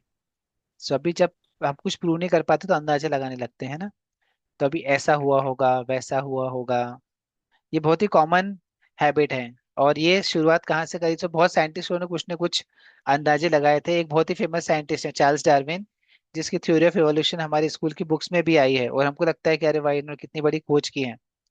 उन्होंने क्या बोला कि भाई पहले है ना छोटे छोटे बंदर थे, फिर धीरे धीरे बड़े बंदर हुए, फिर बंदरों ने धीरे धीरे घुटने के बल चलना शुरू कर दिया, फिर उछल उछल के चलना शुरू कर दिया, उन्होंने गोरिल्ला जैसे बन गए वो, फिर बाद में इंसान जैसे बन गए, फिर उनके शरीर के बाल जो थे वो धीरे धीरे कम हो गए, और ऐसे करते करते इंसान बन गए। और अच्छे अच्छे, फिर क्या है, इस कहानी के ऊपर बहुत सारे लोगों ने अच्छे अच्छे फोटो बना दिए अलग अलग तरह के, स्कूल की बुक्स में पढ़ाना शुरू कर दिया। क्यों? क्योंकि उनको भगवान को नहीं मानना है। जिसको भगवान को नहीं मानना, फिर वो इस तरह की चीजों को मानने के लिए बहुत ज्यादा रुचि में रहते हैं, इंटरेस्ट में रहते हैं। तो उन लोगों ने फटाफट इस चीज को उठा लिया और बोले कि हाँ, थ्योरी ऑफ इवोल्यूशन स्कूल की बुक्स में डाल दिया, यूरोपियन स्कूल में पढ़ाना शुरू कर दिया। और फिर धीरे धीरे, क्योंकि अंग्रेजों ने हमारे ऊपर रूल किया था, तो हमारे भी जो पढ़े लिखे साइंटिस्ट लोग थे और स्कूल वाले थे, उन्होंने अपनी बुक्स में डाल दिया इसको। तो एनसीईआरटी की बुक्स, सीबीएसई की बुक्स, इस सब में theory of origin of species आ गया। अभी देखिए, ये जो थ्योरी ऑफ इवोल्यूशन वाले हैं ना, चार्ल्स डार्विन, उन्होंने अपने फ्रेंड्स को एक लेटर लिखा, तो उसने उसने क्या बोला, मेरा दृढ़ विश्वास है कि बिना अटकल लगाए कोई भी अच्छा और मूल अवलोकन नहीं हो सकता। 5 साल तक मैंने काम किया, उसके बाद मैंने खुद को इस विषय पर अनुमान लगाने की अनुमति दी और कुछ छोटे नोट्स तैयार किए हैं। बाद में मैंने एक स्केच बनाया उसका, ऐसा मुझे लग रहा था, उसकी बेस पे मैंने स्केच बना करके प्रजातियों की उत्पत्ति नाम की एक पुस्तक लिखी। तो मतलब वो खुद बोल रहा है कि मैंने सिर्फ अंदाजा लगाया, तुक्का लगाया, और तुक्का लगा लगा करके मैंने ये सब चीजें लिखी हैं। आपने ओरिजिन ऑफ स्पीसीज नाम की बुक्स पढ़ी नहीं होंगी, पर उसमें इस तरह की अजीब अजीब बातें लिखी हुई हैं। बल्कि साइंटिस्ट लोग जब देखते हैं ना अनुसंधान करके, तो उनको कहाँ कहाँ से जो खोपड़ियां मिलती हैं, वो खोपड़ियों की एजिंग करते हैं कि कितने साल पुरानी है ये खोपड़ी, ये अवशेष, डायनासोर के अवशेष कितने साल पुराने हैं, पक्षियों के अवशेष कितने साल पुराने हैं। तो उन्होंने 1 लाख साल पुराने अगर अवशेष देखे, तो वहां पे भी उनको इंसान की खोपड़ी मिली। 4 लाख साल पुराने देखे तो उसमें भी इंसान की खोपड़ी मिली। 10 लाख साल पुराने अगर उन अवशेष देखें, उसमें भी उनको इंसान की खोपड़ी मिली। इसका मतलब कि इंसान तो हमेशा से था, तभी तो इंसान की खोपड़ी मिल रही है उनको। तो इस प्रकार से क्या चीज गलत साबित होती है, कि एक बंदर से थोड़ा साफ सुथरा बंदर बना, उससे फिर थोड़ा इंसान जैसा बंदर बना, बाद में इंसान बन गया। तो चट्टानों के रिकॉर्ड से ये चीज गलत साबित हो गई।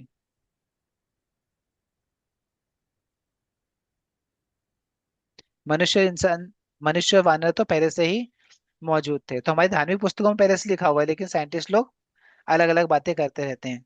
सिमिलरली चार्ल्स डार्विन ने एक बहुत ही हास्यास्पद बात कही है, जिसको सुन करके आपको भी हंसी आएगी। उन्होंने बोला कि ये जो भालू है, जंगली भालू कई बार क्या होता है, पानी में उतर जाता है और पानी में उतर करके वहां पे मक्खियों को ढूंढने लगता है, मुंह खोल खोल करके। ऐसे ही जंगली भालू पानी मुंह खोल खोल करके लाखों साल तक जब झील में ढूंढ रहा था, तो धीरे धीरे धीरे धीरे धीरे धीरे उसका मुंह बड़ा होता गया, बड़ा होता गया, और फिर वो एक बड़ी सी व्हेल मछली बन गया लाखों साल के अंदर। सो कितना विचित्र उसने अंदाजा लगाया है, और साइंटिस्ट लोगों ने उसको भी मान लिया कि भालू से व्हेल मछली बनती है। सिमिलरली उसका बोलना था कि कुछ कुछ जब जमीन पे घास खत्म हो गई, जब ऊपर छोटे छोटे पेड़ों के पत्ते खत्म हो गए, तो जिराफ ने क्या सोचा, थोड़ी गर्दन ऊंची करके मुझे पत्ते खाने चाहिए। तो कोशिश करी, कोशिश करी, कोशिश करी, और धीरे धीरे ऊंचे ऊंचे पत्ते खाते गए, तो उनकी गर्दन धीरे धीरे ऊंची होती गई। और जो दूसरे जिराफ थे, जो जो गर्दन ऊंची करके नहीं खा सकते थे, वो सब मर गए। इसकी वजह से आपको सिर्फ लंबी गर्दन वाले जिराफ देखने को मिलते हैं, छोटी गर्दन वाले देखने को नहीं मिलते हैं। पर जो चीज जिराफ के केस में एप्लीकेबल है, वो तो बाकी सारे जानवरों के केस में भी एप्लीकेबल है। सबकी गर्दन ऊंची हो जानी चाहिए, लेकिन वैसा नहीं हुआ। सो ये सब भी उसका अंदाजा ही है।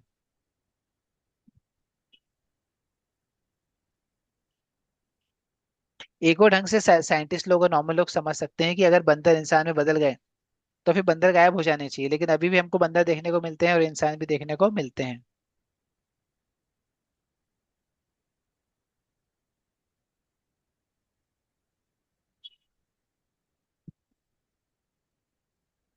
अभी कुछ लोग ऐसा भी बोलते हैं, कई बार हम साइंस में कुछ तुक्का लगाते हैं, कुछ अंदाजा लगाते हैं, धीरे धीरे धीरे धीरे करके हमारी थ्योरी समय के साथ ठीक हो जाएगी, क्योंकि हमने अंदाजे लगा लगा करके धीरे धीरे डेवलपमेंट करके साइंस के अच्छे अच्छे गैजेट्स बनाए हैं, बहुत सारी मेडिसिन की इक्विपमेंट बनाए हैं, हमने इलेक्ट्रॉनिक मोटर्स बनाए हैं। तो आप इसकी बुराई क्यों कर रहे हो? तो आप देखोगे कि हमने जितनी भी चीजें बनाई हैं साइंस के माध्यम से, उसके जो दुष्परिणाम है वो ज्यादा है, और सुपरिणाम जो है वो कम है। फॉर एग्जाम्पल, मोबाइल फोन की वजह से, गेम्स की वजह से क्या क्या प्रॉब्लम होती है आपको पता ही है। जैसे नींद नहीं आती है, आंखों में प्रॉब्लम्स हो जाती हैं, डिप्रेशन में चले जाते हैं लोग। फोन हाथ से अगर छीनो छोटे बच्चों के, तो अभी से उनको प्रॉब्लम है, हमारा फोन हमको वापस दे दो। एक जगह बैठे रहते हैं, मोटापा आता है। और फिर हम लोग पर्सनली बात नहीं करने के बजाय एक दूसरे को थैंक यू का मैसेज भेज देते हैं, हैव ए नाइस डे का मैसेज भेज देते हैं, कोई बीमार पड़ता है तो उसको क्या बोलते हैं, टेक केयर, अपना ध्यान रखो, और फिर बाय कर देते हैं उसको, भाई अपना ध्यान रखो, हमें आपसे कोई मतलब नहीं है, हम अपना काम में लगे हैं, आप अपना ध्यान खुद से रखो। फिर शोध करने में और क्या क्या गलतियां होती है, तो शोध करने वाले लोग इतने बड़े बड़े धोखा देते हैं कि पूछो ही मत। जैसे कि ये महिला जो आप फोटो में देख रहे होगे ना, उसने क्या दावा किया था, उसने अपनी कंपनी बनाई थी थेरेनॉस, और उसका बोला था कि हम लोग ऐसी मशीन पे काम कर रहे हैं जो आपके शरीर से एक बूंद खून लेगी और 240 टेस्ट करके देगी, तो आपको पता चल जाएगा आपकी बॉडी में ब्लड की, खून की कमी है, कैल्शियम की कमी है, क्या प्रॉब्लम है आपके शरीर में, एक बूंद खून लेंगे बस। उसके ऐसे कोई मशीन थी ही नहीं, लेकिन धोखा दिया, बहुत सारा इन्वेस्टमेंट ले लिया, और करीब 9-10 अरब डॉलर का नुकसान करके कंपनी अचानक बंद हो गई। और ये महिला को फिर 5 साल की या 10 साल की सजा हुई।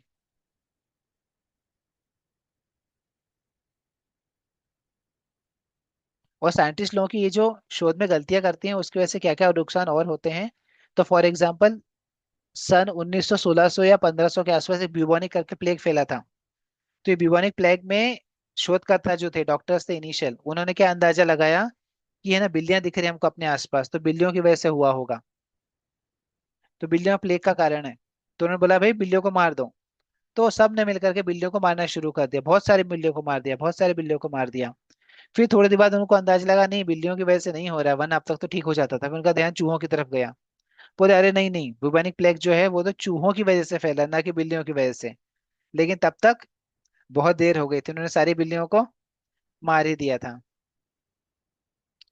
और इस तरह के और भी कई इन्होंने साइंटिस्ट लोगों ने कुछ न कुछ करते रहते हैं, फिर बाद में पता चलता है कि वो सही नहीं है। तो जो अधूरा ज्ञान होता है वो हमेशा कुछ न कुछ गलती ही कराता है साइंटिस्ट लोगों की। बल्कि हमारे पास संपूर्ण ज्ञान है, आयुर्वेद है हमारे पास एस्ट्रोलॉजी में वेद है, हमारे पास योगा है, हमारे पास बहुत सारी चीजें हैं। तो ये जो एक समस्या होती है उसका जब वो सॉल्यूशन करने आते हैं तो दूसरी बड़ी समस्या बना देते हैं। फॉर एग्जाम्पल उन्होंने बोला घोड़ा गाड़ी से नहीं जाएंगे भाई, घोड़ा तो गंदगी करता है सड़क के ऊपर, तो उन्होंने मोटरसाइकिल बना दिए, उन्होंने स्कूटर बना दिए। अभी पॉल्यूशन ज्यादा होता है, और दो गाड़ियां जब भी टकराती हैं घोड़ा गाड़ी तो कभी भी एक्सीडेंट नहीं होता, लेकिन दो गाड़ियां टकराती है, बस वगैरह कार वगैरह, तो फिर लोगों की जान भी चली जाती है, हाथ पैर टूट जाते हैं। प्लेन का एक्सीडेंट हुआ तो फिर व्यक्ति बचता ही नहीं है। और तो अगर आप देखेंगे परमाणु बम जो जापान पे गिराया गया था तो लाखों लोग मारे गए थे, तो उन्होंने जितना भी विकास किया है, भले ही बंदूकों का किया हो या और कुछ भी, उसकी वजह से उन्होंने मानवता को नुकसान ही ज्यादा पहुंचाया है। तो जो अधूरा ज्ञान है वो हमेशा से हमको नुकसान ही पहुंचाता है, क्योंकि वो फोकस किस चीज पे करता है, हम कैसे ज्यादा अच्छे से खुश रह सकते हैं, कैसे हमारी इंद्रिया ज्यादा अच्छे से मजा ले सकते हैं। तो प्रत्यक्ष प्रमाण से, अनुमान प्रमाण से हम लोग कभी भी पूर्ण ज्ञान प्राप्त नहीं कर सकते हैं। तो फिर पूर्ण ज्ञान कैसे प्राप्त करेंगे?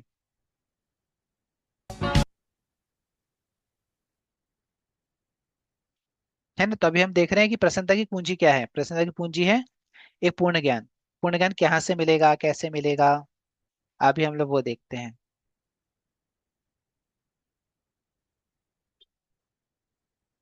तो पूर्ण ज्ञान मिलेगा हमें शब्द प्रमाण से। शब्द प्रमाण का मतलब होता है किसी अधिकारी से, किसी अथॉरिटी से सुनना, जैसे कि है ना, हम लोग और आगे एक एग्जांपल देखते हैं, चलिए तो हम अच्छे से समझेंगे। जैसे भगवत गीता है, भगवत गीता में अगर आप देखेंगे शुरू का जब कन्वर्सेशन होता है तो अर्जुन जो है वो परेशान है। उसको क्या लगता है कि भाई मुझे अपने रिश्तेदारों से लड़ाई नहीं करनी चाहिए, रिश्तेदारों को से लड़ाई करूंगा वो मर जाएंगे, उनके बिना मैं कैसे रहूंगा, मुझे बहुत पाप लगेगा, वगैरह वगैरह। और वो अपना हथियार रख देता है, अपने धनुष भी रख देता है वो। फिर भगवान से उसको ज्ञान प्राप्त मिलता है ना। अब भगवान कौन है? भगवान जिन्हें सब ज्ञान है, भगवान से ही सारे वेद प्रकट हुए हैं, भगवान की श्वास से। सो हम समझ सकते हैं कि भगवान से जो ज्ञान प्राप्त होता है वो सटीक होता है। फिर यहाँ अर्जुन और भगवान के बीच में जो संवाद हो रहा है वो तो भगवान के मुख से निकली है, ब्रह्म भगवत गीता। तो उसमें भगवान क्या बोल रहे हैं, एवं परंपरा प्राप्तिम राजर्षयो विदुह स काले नेह महता योगो नष्ट परंतप। तो भगवान बोलते हैं कि परंपरा में ये ज्ञान जो है ना राज ऋषियों को प्राप्त हुआ था, लेकिन समय के साथ ये नष्ट हो गया लगता है, और वो ज्ञान जो नष्ट हो गया वो मैं आज तुम्हें फिर से दे रहा हूँ। तो भगवान ने पहले जो है ना सूर्य देव थे उनको वह ज्ञान प्रदान किया था, और फिर उन्होंने वो कालांतर में नष्ट हो गया, तो भगवान ने फिर अर्जुन को ज्ञान प्राप्त हुआ, ज्ञान दिया, और अर्जुन के माध्यम से भगवान का जो संवाद है अर्जुन का और भगवान का, वो हमें प्राप्त हुआ। तो उसकी वजह से अभी हमको भी पता चल गया कि जीवन का उद्देश्य क्या है, हमें क्या करना चाहिए। वो सब भगवत गीता में लिखा हुआ है। तो जैसे जैसे कोर्स आगे बढ़ेगा वैसे हम लोग और भगवत गीता के श्लोक डिस्कस करेंगे और उसके माध्यम से और ज्ञान को प्राप्त करेंगे। अभी एक प्रश्न है आप सबके लिए, बताइए एक बच्चे को कैसे पता चलेगा उसका पिता कौन है?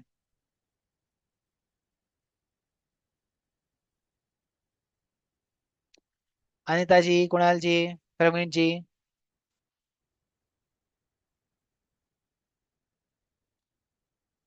उसको बताया जाता है। हाँ, कौन बताएगा उसको? माँ बताएगी। यस, है ना कि ये आपके पापा हैं। बिल्कुल सही प्रश्न है। लेकिन कुछ बुद्धिमान लोग हैं वो ये भी बोलेंगे कि पैटर्निटी टेस्ट कर लो तो आपको पता चल जाएगा। अब पैटर्निटी जी। टेस्ट जो है ना, पैटर्निटी टेस्ट का क्या फंडा है? पैटर्निटी टेस्ट आपको दुनिया भर के सारे लोगों का करना पड़ेगा, तब जाकर के साइंटिस्ट आएंगे, साइंटिस्ट बोलेंगे कि ये 600 लोग हैं, इसमें से कोई एक आपका पिता हो सकता है। मतलब पैटर्निटी टेस्ट भी 100% एक्यूरेट नहीं है, वो 98%, 99% उतना ही एक्यूरेट होता है।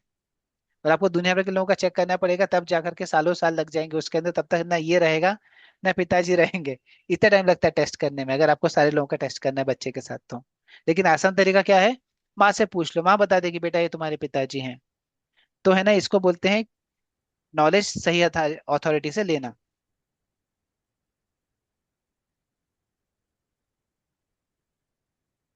सो आप वीडियो देख रहे हैं, इसमें जेनेटिक फिंगरप्रिंटिंग चल रही है। तो अगर सिर्फ 200 लोगों से चेकिंग करनी है ना एक व्यक्ति की, तो उसमें बहुत साल लग जाते हैं। और फिर भी वो बोलेगा कि इतने लोग आप में से कोई एक आपका पिता हो सकता है। मतलब अभी तक वो सटीक तक लेवल पे नहीं है। और माँ से पूछोगे तो तुरंत पता चल जाएगा। जी। तो इसको बोलते हैं निगमनात्मक ज्ञान। तो वेद जो है ना वो हमारी माता के समान है, भगवान हमारे पिता के समान है। तो वेद हमको बताते हैं माता के समान कि भाई आपके पिता कौन है। तो वेद क्या बोलते हैं कि भगवान आपके परम पिता हैं। तो वेद हमें जी के दे सकते हैं। जी के ये नहीं कि सामान्य नॉलेज नहीं, जनरल नॉलेज नहीं, गॉड नॉलेज, ईश्वर का ज्ञान। तो सारे वेदों में आप देखोगे ना, जितने भी वेद हैं उन सब में क्या बोलते हैं कि भगवान जो है वह परम है।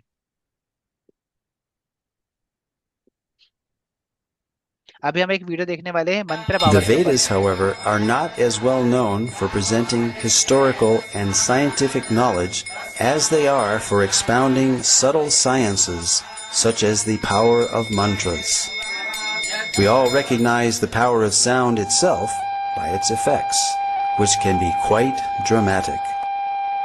Here, a high-pitched frequency shatters a drinking glass. So, we can easily understand that loud sounds can produce substantial reactions.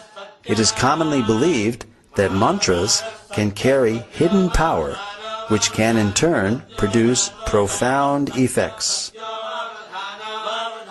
The ancient Vedic literatures are full of descriptions of weapons being called by mantra. For example, many weapons were invoked by mantra during the epic Kurukshetra war, wherein the Bhagavad Gita itself was spoken. The ancient deployment of Brahmastra weapons, equivalent to modern-day nuclear weapons, are described throughout the Vedic literatures. Additionally, mantras carry hidden spiritual power which can produce significant benefits when chanted properly.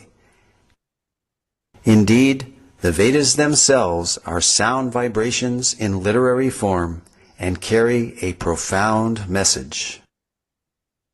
Spiritual disciplines recommend meditational practices such as silent meditation, silent recitation of mantras, and also the verbal repetition of specific mantras out loud. A clinical test of the benefits of mantra chanting was performed on 3 groups of 62 subjects, males and females of average age 25.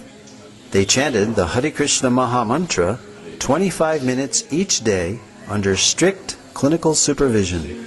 Results showed that regular chanting of the Hare Krishna Maha Mantra reduces stress and depression and helps reduce bad habits and addictions. These results formed a PhD thesis at Florida State University.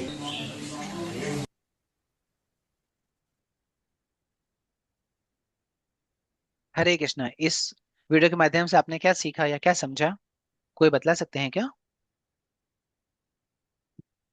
यही कि मंत्रों के जाप से stress कम होता है।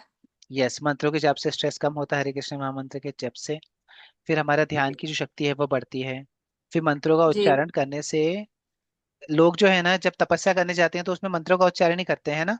जैसे कैसा बोलते जी। हैं, आपको जिस भी देवी देवता के दर्शन करने हैं तो ओम नमः शिवाय मंत्र का आप 11 करोड़ बार जाप करोगे तो आपको शिव जी के दर्शन हो जाएंगे। सूर्यदेव के दर्शन करने हैं आपको 1 करोड़ बार जप करोगे उनके मंत्र का, तो वो प्रकट हो जाएंगे।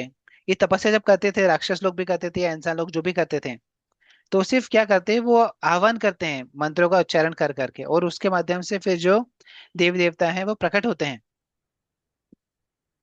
फिर जी। युद्ध वगैरह होते थे, तो युद्ध वगैरह में भी उनके पास अगर है ना ब्रह्मास्त्र है या अग्नि है, कोई से भी वरुण अस्त्र है, तो वो अस्त्र ले करके नहीं चलते अपने साथ में, सिर्फ मंत्रों का उच्चारण करेंगे तो अस्त्र उनके हाथ में प्रकट हो जाएगा।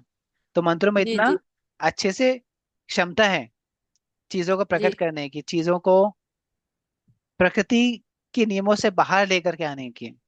अदरवाइज आप हम्म। सोचो कि हम कोई मंत्र बोल रहे हैं और अपने हाथ में एक अस्त्र आ गया, ऐसे कैसे पॉसिबल है?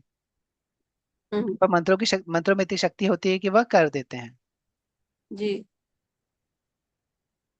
तो हम अगर शब्द प्रमाण सुनेंगे, अगर हम वेदों की बात सुनेंगे कि भगवान हमारे परम पिता है, वेद हमें ज्ञान दे सकते हैं भगवान का, तो फिर हम क्या करेंगे, इसको एक मैनुअल की तरह यूज करेंगे, जो कि हमने स्टार्टिंग में बोला था प्रोग्राम के, कि कोई भी मशीन के साथ एक मैनुअल आता है, वैसे ही ये जो शरीर है, मानव शरीर, इसका भी एक मैनुअल है कि हमें इस शरीर को कैसे इस्तेमाल करना है, किस दिशा में लेकर के जाना है, सुबह उठ के क्या करना है, शाम को क्या करना है, रात को क्या करना है, क्या खाना है क्या नहीं खाना है, बीमार पड़ेंगे तो क्या खाना है क्या नहीं खाना है, अपने आसपास के लोगों के साथ कैसे बिहेवियर करना है, ये सब हमारे शास्त्रों में बहुत अच्छे से लिखा हुआ है।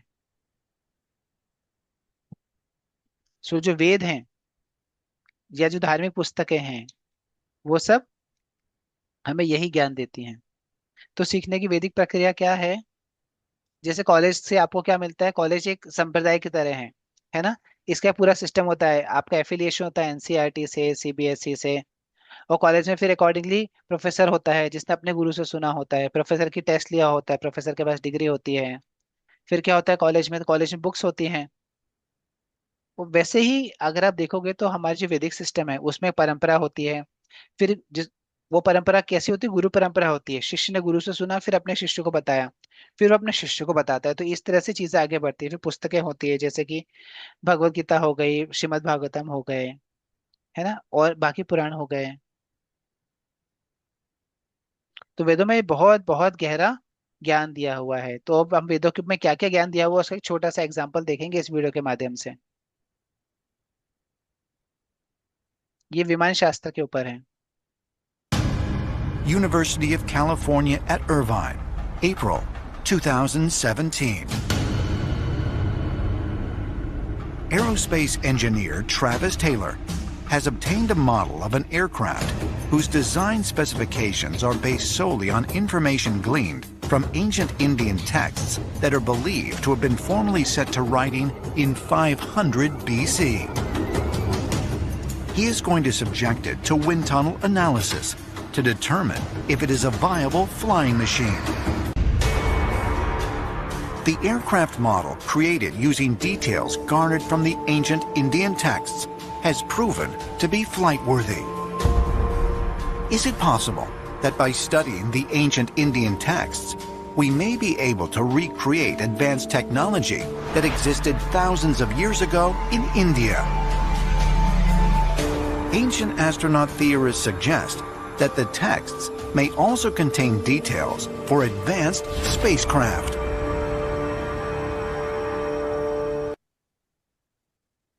हरे कृष्णा। हरे कृष्ण। यस, सो अभी हमने देखा है विमान शास्त्र के ऊपर। सो विमान शास्त्र से संबंधित कुछ पुस्तकों में लिखा था कि किस तरह से एक विमान बनता है। तो वो डिजाइन जब हमने अमेरिका की यूनिवर्सिटी को दी तो उन्होंने उसको टेस्ट किया और फिर पाया कि हाँ भाई, ये जो डिजाइन बताई गई है ये एक्चुअली हवा में उड़ सकती है। तो जो वैज्ञानिक होते हैं वो टेस्ट करते हैं किसी विमान के डिजाइन को कि अगर हवा इधर से आएगी, इधर से आएगी, तेजी से आएगी विमान उड़ने के लिए, तो विमान उस उड़ पाएगा कि नहीं उड़ पाएगा? ऐसा तो नहीं कि हवा की वजह से वो रुक जाएगा, लहराने लगेगा, कांपने लगेगा। तो ये जो डिजाइन थी उसको उन्होंने उड़ने के लायक माना था। तो इससे क्या पता चलता है कि हमारे पास उड़ने वाली जो तकनीक है वो बहुत सालों से उपलब्ध है। और हम सुनते भी हैं कि भाई ये जो है, जैसे राम भगवान है फॉर एग्जाम्पल, जब उन्होंने लंका पे विजय प्राप्त कर ली तो फिर विमान में बैठ करके लंका से अयोध्या तक उड़ करके आए। तो उड़ने वाले विमानों की जो चर्चा है वो हमारे शास्त्रों में दी हुई है। वैसे बहुत सारे शास्त्र हैं जिसमें अलग अलग कुछ न कुछ चीजें दी हुई है। जैसे अभी हम एक वीडियो देखेंगे जिसमें भविष्यवाणी के बारे में बताया हुआ है कि कौन कौन सी चीजों की हमारे शास्त्रों में पहले से ही भविष्यवाणी करी हुई है। जैसे फॉर एग्जाम्पल गौतम बुद्ध हैं, तो गौतम बुद्ध के बारे में श्रीमद् भागवतम के पहले कैंटो के तीसरे अध्याय के 24वें श्लोक में लिखा है कि गौतम बुद्ध का जन्म होगा। सिमिलरली चाणक्य के बारे में लिखा हुआ है। फिर सम्राट अशोक जो हैं उनके बारे में लिखा हुआ है श्रीमद् भागवतम के अंदर। आप श्रीमद् भागवतम और ये नंबर डाल के देखेंगे ना, तो आपको ये सारे के सारे श्लोक मिल जाएंगे, श्लोक की मीनिंग मिल जाएगी। और अपने श्लोक हमारे शास्त्र हजारों साल, लाखों साल पुराने हैं। ईसा मसीह के बारे में भविष्य पुराण में लिखा हुआ है। सिमिलरली पैगंबर मोहम्मद के बारे में भविष्य पुराण में लिखा हुआ है। चैतन्य महाप्रभु के बारे में महाभारत में भी लिखा हुआ है। और भी कई ग्रंथों में चैतन्य महाप्रभु के बारे में लिखा है कि उनका अवतरण होगा, उनके माता पिता कौन से होंगे, बंगाल के कौन से राज्य में, कौन से शहर में, किस दिशा में उनका जन्म होगा, उनका नाम क्या होगा शुरू में। ये सब चीजें भविष्यवाणी पहले से ही हमारे ग्रंथों में करी हुई हैं। तो हमारे ग्रंथ जो हैं, वैदिक ग्रंथ, ऐसा नहीं है कि वो कपोल कल्पनाएं हैं या छोटी मोटी धारणाएं हैं। जैसे कुछ लोग बोलते हैं ये तो माइथोलॉजी है, माइथोलॉजी मतलब झूठी कहानियां, कपोल कल्पना है। पर वैसा नहीं है। हमारे वैदिक जो भविष्यवाणियां हैं या वैदिक ग्रंथ जो हैं वो बहुत ही सटीक हैं, क्योंकि भगवान से आते हैं। The Vedas are amongst the oldest religious scriptures known to mankind and are the source of India's spiritual and cultural heritage. At first glance, the multifaceted culture of the Vedas is a foreign and fascinating mystery to the Western eye. Yet upon deeper examination, we discover a wealth of philosophical, cultural, and social values. India is renowned the world over for the practice of yoga, which increases one's mental and physical strength. However, this is only a fraction of what the Vedas can offer to a progressive global community. India's culinary arts, music, natural medicine, and other sciences are only now becoming known to the West. Conceivably the world's oldest holistic design system, the Vastu Shastra predates and inspired the popular Chinese system of Feng Shui. The design of a temple, house, or workspace has been proven to exert a considerable influence on one's well-being. The Vastu Shastra was compiled specifically to address this concern and offers practical architectural guidelines. This style of sacred architecture has been implemented in the building of India's largest temples for thousands of years. The sculptures adorning these temples reflect the development and accomplishments of one of man's oldest civilizations. They depict the struggles, failures, and successes of the men who made them the center of their lives.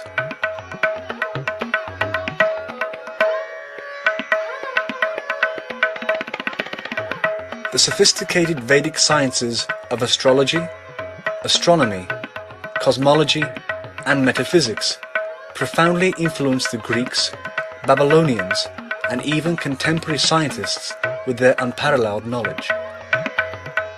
Ancient Vedic sages presented precise calculations a millennium before Copernicus, Galileo, Newton, and Einstein.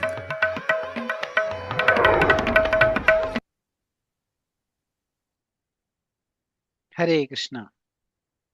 अभी तक किसी को कुछ प्रश्न है क्या? 8:45 हो रहे हैं लगभग।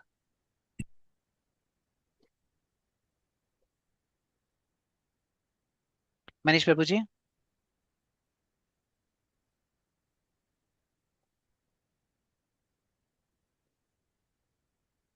ओके, अभी हमारे नेक्स्ट टॉपिक जो है ना वो ये है कि भारतीयों को वेदों पर विश्वास क्यों नहीं है। किस तरह से भारतीय जो है वो अपने ही धार्मिक ग्रंथों से दूर हो गए। पर क्योंकि अभी 8:45 हो गया है, तो हम ये टॉपिक अब अगले सप्ताह कवर करेंगे। अभी तक किसी को कुछ प्रश्न हो, कुछ समझ में आया हो, कुछ कहना चाहते हो, कुछ नई चीज पता चली हो, तो आप बोल सकते हैं।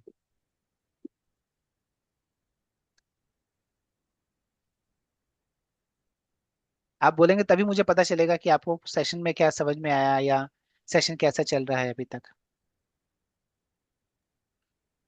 लक्ष्मण जी कैसा लग रहा है, क्या समझ में आया? गीता बहन, गीता दीदी, क्या ठीक लग रहा है? कुछ हाँ कुछ जी, नई समझ चीजें में आ पता रहा लग, है थोड़ा। कुछ नई चीज लग रही है आपको समझ में कि यार ये पर्सपेक्टिव अलग है भगवान को समझने का? नहीं नहीं, नया लग रहा है। क्योंकि हमारे साथ ना, हम वैसे तो हम पहले से ही भगवान को जानते हैं, पर हम कंफ्यूज हैं। तो ये जी सारी जी चीजें बताने के लिए कि भगवान है और कौन है। जी। हाँ, अनीता जी, कुणाल कुणाल कुणाल एग्जिट कर गए, ठीक है। ठीक है प्रभु जी, मेरे हिसाब ठीक है। से। यस प्रभु जी, फिर आज का सेशन यहीं पे खत्म करेंगे। बाकी थोड़ा सेशन और बचा हुआ है, वो हम आराम से करेंगे, है ना? तो अगले सप्ताह करेंगे फिर थोड़ा सा सेशन। एक लास्ट बचा है क्या प्रभु? प्रभु जी एक्चुअली 2-3 वीडियोस हैं जो ये बताते हैं कि किस तरह से अंग्रेजों ने भारतीयों को वेदों से दूर रखा था। अच्छा, ठीक है। यस प्रभु जी। ठीक है, ओके, फिर आप सबका बहुत बहुत थैंक यू। धन्यवाद। हरे कृष्णा। हरे कृष्ण। हरे कृष्ण।